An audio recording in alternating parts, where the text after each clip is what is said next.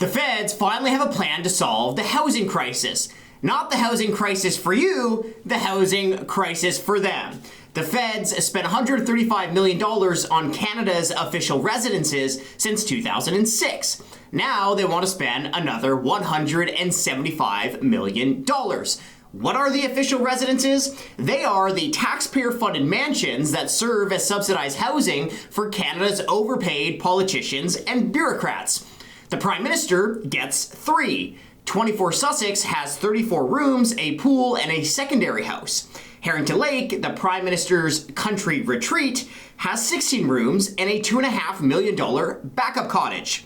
At Rideau Cottage, there's 14 rooms. The Governor General gets Rideau Hall. It has 175 rooms in the main building and 25 smaller buildings scattered throughout the plot. The leader of the opposition gets Stornoway. It has 19 rooms.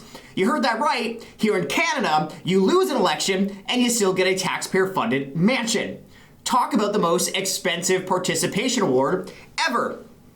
The Speaker of the House, $5 if you can guess who that is or what they do, gets a mansion as well, The Farm, which has 11 rooms.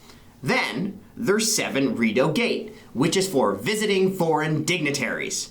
So get this, folks. When Canadian politicians and bureaucrats travel abroad, they spend thousands of dollars staying in the fanciest hotels, then send the bill back home to you, their favorite ATM. But when foreign visitors come to Canada, we put them up in a taxpayer-funded mansion. Sounds about right, doesn't it? Now, since 2006, the feds have dumped $135 million into the 6 official residences. That's about $8.5 million every single year. Or to put that into context, the feds could have bought a brand new mansion in the Ottawa region every single year and still had money left over. Now, just how in the world does the federal government manage to spend this much money? Cue the National Capital Commission. The NCC is the government agency responsible for managing the 6 official residences. But the NCC is like the contractor that your buddy warns you never to hire because they're only good at one thing, ballooning the bill.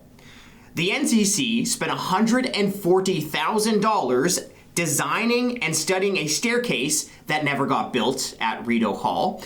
Now, most Canadians spend $0 not building a staircase. The NCC spent $140,000 not building a staircase. The NCC also spent $30,000 renovating the Governor General's Rose Garden fountain. At Harrington Lake, the NCC dropped more than $700,000 renovating a kitchen. Now, for most Canadians, that's the price of a new home. The NCC also spent almost $20,000 moving the former leader of the opposition into Stornoway. Now, here's the craziest part of that. She was already living in Ottawa. So the NCC spent about $20,000 moving someone in the same city.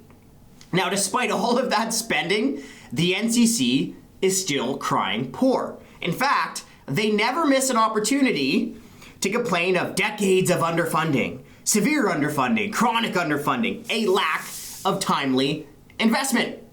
They spent $135 million on the official residences since 2006. And now they want another $175 million. But look, it's not just the Canadian Taxpayers Federation that's criticizing the NCC. Recently, the historic Ottawa Development Incorporated, a non-profit of architects and conservationists, weighed in on the debate. Their president told CBC that the NCC's estimated price tag to fix up 24 Sussex, almost $40 million, is wildly out of step with industry norms. No duh. So here's what needs to happen. The NCC needs to come back with a realistic plan to fix up the official residences.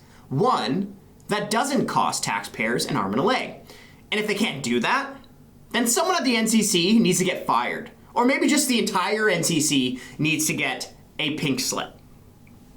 Because the idea that Canada's official residences have been underfunded is a myth. $135 million for just 6 properties? That's not underfunding. But of course, like so many things in Ottawa, a lack of money is not the problem. It's incompetence. But you don't even have to crunch the numbers to know that. All you have to do is ask yourself a simple question. When was the last time someone in Ottawa was being stingy with your tax dollars?